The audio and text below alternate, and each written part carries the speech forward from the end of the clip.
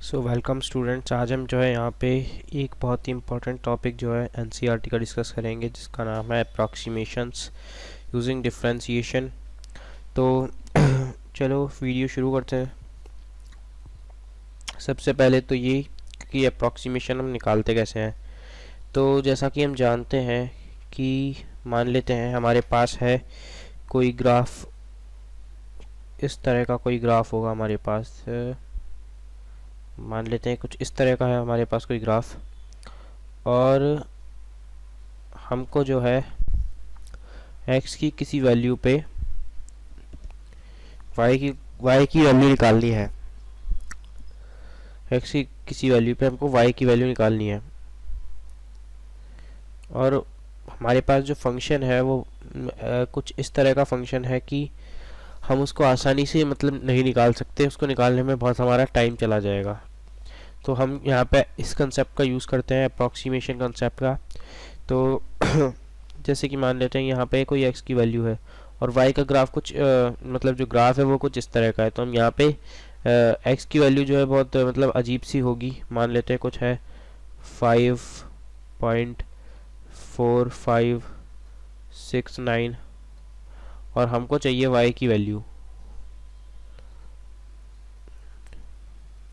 और फंक्शन है हमारा कुछ मान लेते हैं कोई रूट में है या स्क्वायर में है 5.4569 ऐसे कुछ की पावर स्क्वायर वगैरह है, या फिर और हाइयर पावर है जैसे कि 5.4569 की पावर 9। मानता हूँ इतना बड़ा तो कोई नहीं देगा 9, लेकिन वहीं पे अगर ये 1/9 हो तो निकालना बहुत मुश्किल हो जाएगा। वहाँ पे हम अप्रोक्सीमेशन का यूज़ करेंगे। और वह अप्रोक्सीमेशन कैसे, वो ऐसे कि सबसे पहले हम जो है फंक्शन को मान लेते हैं। हमारे पास कोई फंक्शन है, इसको हम डिफ्रेंशिएट करेंगे, इसको हम y मानते हैं, और अंदर जो वेरिएबल है y में वो x है। कोई भी है मतलब यहाँ पे इसके अंदर वेरिएबल y इक्वल टू मान लेते हैं 3x² प्लस 2x प्लस 5 है। ये है हमारे पास y, और हमें बता रखी है कि हमको इस y की वैल्यू जो है वो निकालनी है। क्या है y की वैल्यू? जब हमारे पास x की वैल्यू हमारे पास दे रखी है 9.567, इतनी लंबी नहीं लेंगे, चलो 9.56 ये दे रखी है। तो हम कैसे निकालेंगे अब इसको? तो यहाँ पे हम अप्रोक्सीमेशन का यूज़ करेंगे। मैं आपको रेफरेंस के तौर पे बता रहा हूँ, आगे के क्वेश्चंस तो हम करेंगे ही, लेकिन अभी ऐसे ही एग्जांपल के तौर पे आप इसको ऊपर से समझें कि हम सबसे पहले इसका dy/dx निकालेंगे, और हमारा dy/dx यहाँ पे आएगा 6x प्लस 2। और हम ये बात जानते हैं कि हमारे जो यहाँ पे जो x है, ये हम x को दो पार्ट में बांटेंगे, 9 प्लस 0.56, जहाँ पे हम इस 9 को जो है वो x मान लेंगे। अप्रॉक्सीमेशन ले रहे हैं तो 9 को जो है हम x मान लेंगे, और ये 0.56 जो है ये हम छोटा सा डिफरेंस इन x, जिसको डेल्टा x बोल देते हैं, डेल्टा x मान लेंगे। तो हमने जो dy/dx करा है, हम इस dy/dx में जब डेल्टा x मल्टीप्लाई करेंगे तो आप देख सकते हैं डेल्टा x भी चेंज है और dx भी चेंज है, तो ये दोनों एक दूसरे से कटेगा, एक दूसरे से दोनों कैंसिल आउट होंगे। तो यहाँ पे जो हमारे पास आएगा वो चेंज इन डेल्टा y आ जाएगा, चेंज इन y आएगा, sorry change in delta y तो क्या होगा, चेंज इन y आ जाएगा। और ये जो चेंज इन y होगा यही तो हमको चाहिए। चेंज इन y में जब हम चेंज इन y में अब हम देखिए चेंज इन y हमारे पास आ गया इसकी मदद से। अब हम यहाँ पे जो ये y हमारी इक्वेशन जो दे रखी है 3x² सॉरी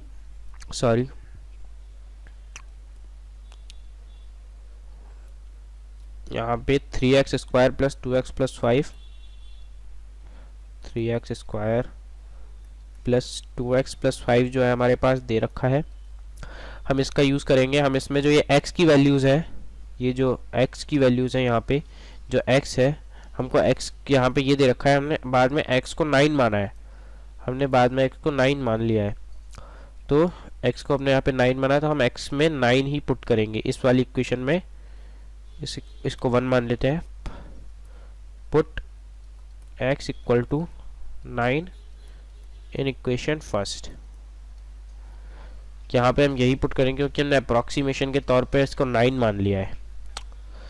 अब यहाँ पे हमने किया हमारे पास y आ जाएगा, जब हम ये डालेंगे तो 3x स्क्वायर, x को 9 डाला तो 81 इंटू 3, 81 इंटू 3 कितना होता है, यहाँ पे साइड में मल्टीप्लाई करते हैं,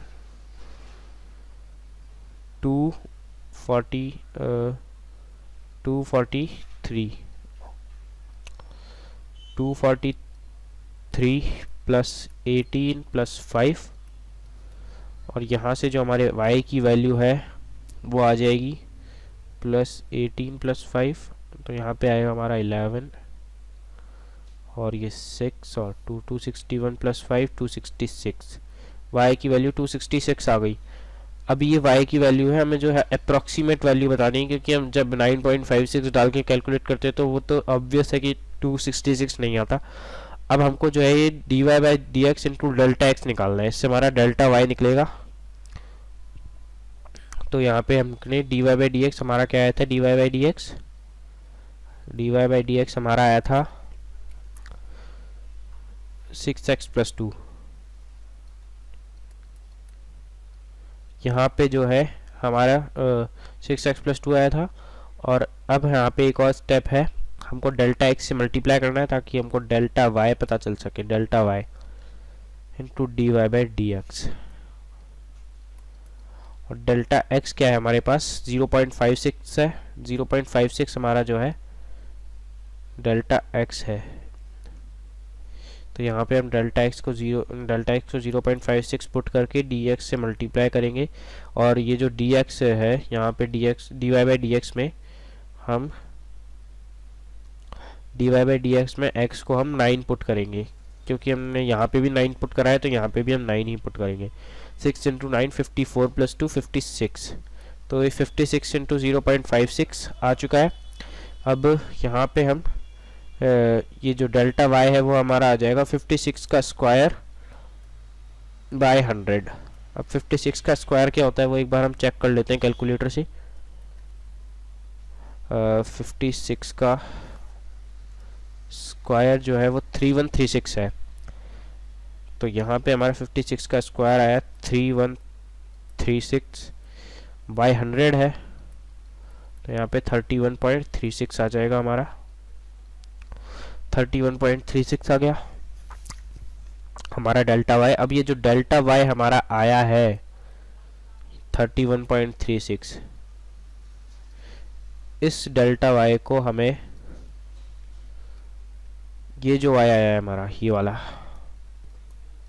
सेकंड वाली इक्वेशन में ये जो y आया है इसमें प्लस करना है। प्लस क्यों करना है, माइनस क्यों नहीं करना? प्लस इसीलिए करना है क्योंकि हमारी जो x की वैल्यू है वो 9.56 है, 9 प्लस 0.56 है, प्लस है यहाँ पे।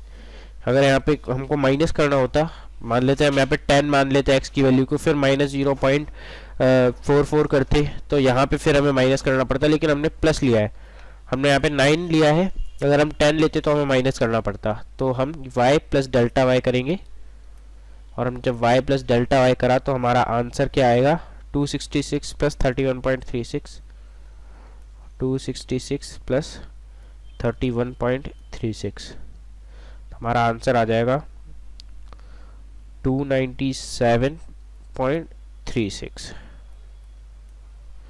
तो ये जो है ये हमारा f ऑफ x आ जाएगा, या फिर इसको y बोल लो, ये अप्रॉक्सीमेट है। 297.36 हमारा आंसर अप्रॉक्सीमेट आया है इस वाली जो हमारी क्वाड्रेटिक इक्वेशन, या फिर क्वाड्रेटिक एक्सप्रेशन, सॉरी इक्वेशन बोल दिया, क्वाड्रेटिक एक्सप्रेशन का जो है ये हमारा आंसर आया है। अब हम यहाँ पे 9.56 रखते तो बहुत लंबा जाता, हमको 956 का स्क्वायर करना पड़ता और मतलब बहुत ज़्यादा घपले हो जाते। उससे अच्छा तो ये है, थोड़ा आसान भी है, नया भी है, और सीखने में भी बहुत इजी है। अब मैं आपको एक एग्जांपल देता हूँ। एग्जांपल है कि आपको निकालना है, फॉर एग्जांपल हमने यहाँ पे एग्जाम्पल में बुक से ही लिया है। एनसीईआरटी का एग्जाम्पल नंबर 21 है। यूज डिफरेंशियल, ये डिफरेंशियल समझ लो आप इसको। यूज डिफरेंशियल टू अप्रोक्सीमेट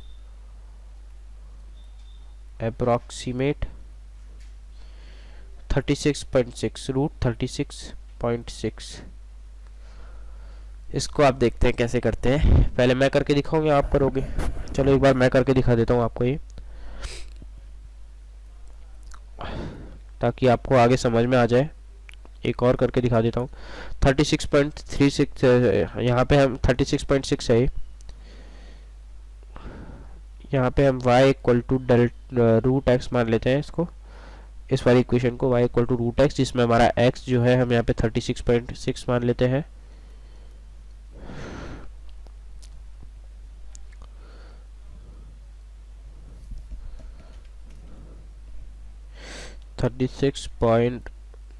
एक सेकेंड, 36 पॉइंट यहाँ पे लिख नहीं पा रहा मैं, 36.6। अब यहाँ पे जो है हमारा वही प्रोसेस हमें फॉलो करना है। x को हम क्या मान लेंगे, x को हम मान लेंगे 36, और जो हमारा डेल्टा x है उसको हम मान लेंगे 0.6। अप्रॉक्सीमेशन है, इसीलिए हमने जो है x को हमने डायरेक्ट 36 मान लिया है। एनसीईआरटी में देखोगे तो आपको भी यही प्रोसेस जो है फॉलो होता हुआ दिखेगा। और अगर आप ध्यान से अगर इसकी थ्योरी पढ़ेंगे तो आपको ये भी पता चल जाएगा कि आप यहाँ पे x को 36 क्यों ले लेते हैं। 36.6 कीजिएगा, अप्रॉक्सीमेशन कर रहे हैं हम, इसीलिए हम यहाँ पे इसको 36 ले लेते हैं।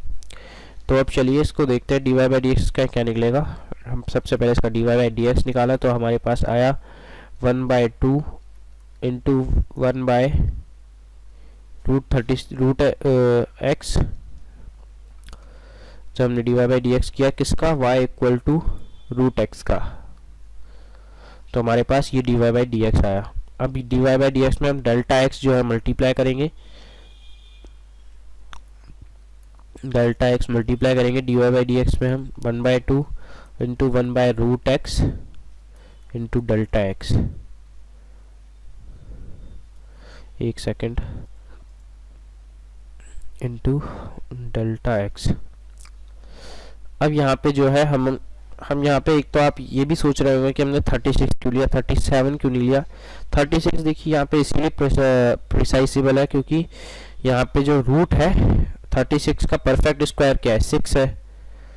36 का परफेक्ट स्क्वायर 6 है, तो हमने इसीलिए 36 का रूट जो है आसान रहेगा हमारे लिए करना। 37 का हमें पता भी नहीं कि क्या होता है, 36 का इजी रहेगा, इंटीजर आ जाएगा, इसीलिए हमने 36 लिया। x को 37 लेते और फिर वहाँ पे डेल्टा x हमारा -0.3 होता है, हमें माइनस करना पड़ता है, इससे अच्छा ये ठीक है।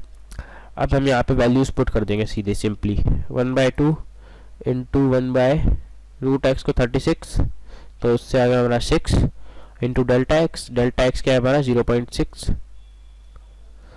ये हमारा कटा 1, ये 10। तो हमारा जो डेल्टा ये जो हमारे पास डेल्टा y ही तो ये जो हमारा डेल्टा y आया, डेल्टा y हमारा आ गया 1/20। एक सेकेंड, आपको दिख नहीं रहा होगा, डेल्टा y हमारा आ गया 1/20। अब जो हमारे पास y है, y क्या था हमारा, अपने y को लिया था। अब अगर हमने एक बात सुनिए आप, अगर हमने y को मान लिया है कि हमारे पास y है, अगर हमने x को मान लिया था कि हमारे पास x 36 है, तो हम यहाँ पे जो है y को भी 6 मानेंगे, क्योंकि हमने x को y equal to root x था ना। अगर हमने x को 36 मान लिया तो जो हमारा y है वो 6 आएगा। और अब ये y प्लस डेल्टा y करेंगे हम, y प्लस डेल्टा y, जो हमारा आ जाएगा 6 प्लस 1/20। यही जो है हमारा टोटल अप्रॉक्सीमेशन आएगा इस y का। टोटल अप्रॉक्सीमेशन जो आ जाएगा हमारा 121/20, जो कि हमारे पास लगभग आ जाता है 6.05। और ये हमारे पास y की अप्रॉक्सीमेट वैल्यू है। तो ये तो था। एक और एग्जांपल अगर मैं आपको बताऊं तो हम वो भी कर सकते हैं यहाँ पे। चलिए एक और एग्जांपल देख लेते हैं एक बार। एग्जांपल नंबर 2,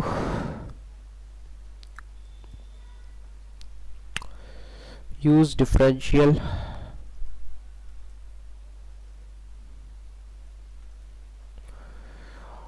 to approximate, एक सेकेंड, approximate 25 का क्यूब रूट, 25 का क्यूब रूट। इसको कैसे करेंगे हम? इसको भी उसी तरह करना है हमको। मैं आपको इस बार समझाऊंगा, सिर्फ समझाऊंगा, करके नहीं दिखाऊंगा क्योंकि वीडियो काफ़ी लंबा हो जाएगा।